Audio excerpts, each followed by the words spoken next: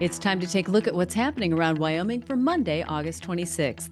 I'm Wendy Corr, bringing you headlines from the Cowboy State Daily newsroom, brought to you by Serve Wyoming, Wyoming's Center for Volunteerism and AmeriCorps service for the last 30 years. For volunteer opportunities, visit servewyoming.org. While progress is being reported on efforts to fight the 175,000-acre house draw fire burning in Johnson County, another huge wildfire nearby continues to grow at a frightening rate. The Remington fire that started in northern Wyoming, then ran north into Montana, exploded Friday from about 18,000 acres to nearly 130,000. Cowboy State Daily's Claire McFarland reports that the fire's explosive growth caught firefighters off guard. It went from being kind of the ugly stepchild where it wasn't getting aerial resources on Thursday. Sheridan County firefighters were just doing the best they could and making burn lines. And then now we're seeing that it just plumed into southern Montana. McFarland spoke to a number of ranchers and other landowners who are doing everything they can to halt the spread of the fire. Construction crews are bringing their dozers out and gouging out those lines, and we're seeing anyone that has a weed sprayer on his truck is loading it up with water and going out to help. So you see this Wyoming culture of just being mechanical, of knowing how to drive big rigs, of happening to have a sprayer on your truck is really coming to bear here, and in the best sort of way.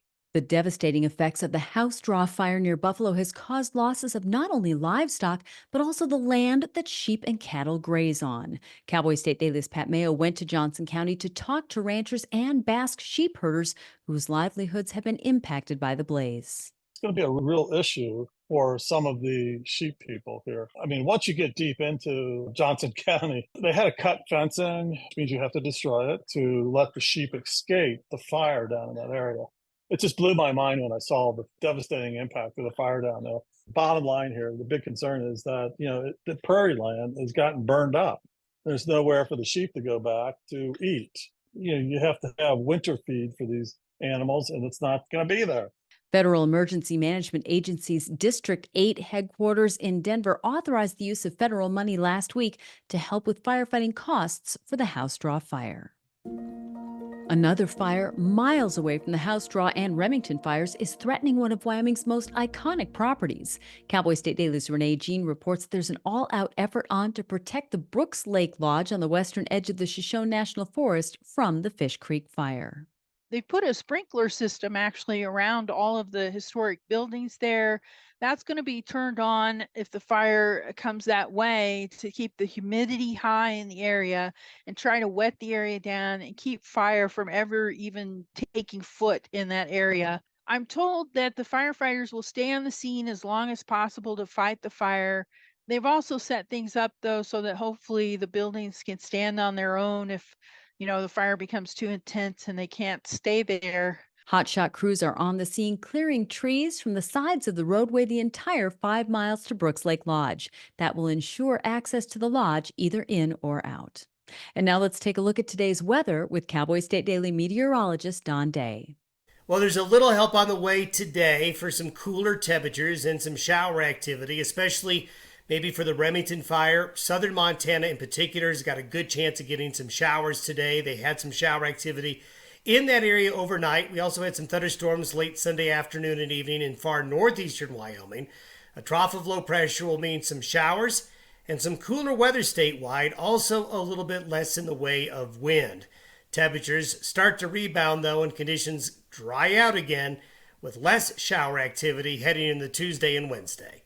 You can get Don's full forecast on the Cowboy State Daily website. I'll be back in just 15 seconds with more news. Your attention is precious.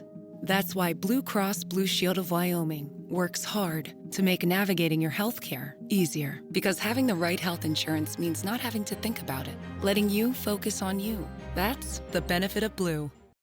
Renee Yeargain was 24 when she disappeared from her Torrington home in August of 2004. At the time, she was living with her 4 children and her fiancé, Josh Minter, with whom she shared her youngest child. The couple planned to marry, but Yeargain vanished 12 days before the wedding day. Cowboy State Daily's Jen Coker revisited the 2-decade-old case. She spoke with Jess Oakes, the journalist who knew Renee and who has never stopped looking for her.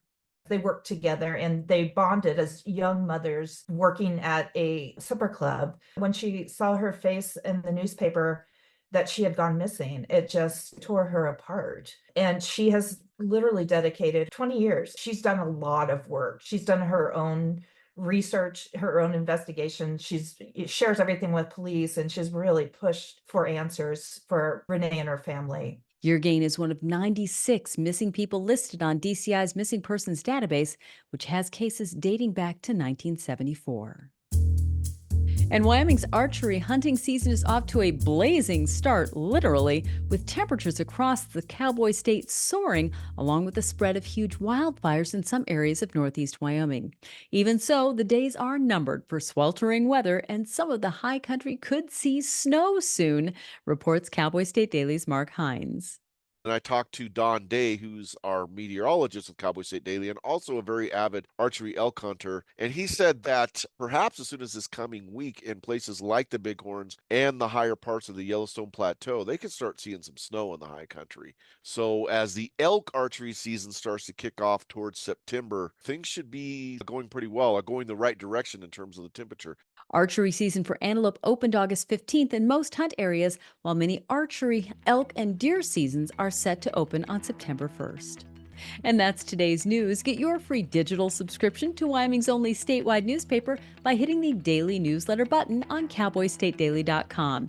And you can watch this newscast every day by clicking subscribe on our YouTube channel. I'm Wendy Corr for Cowboy State Daily.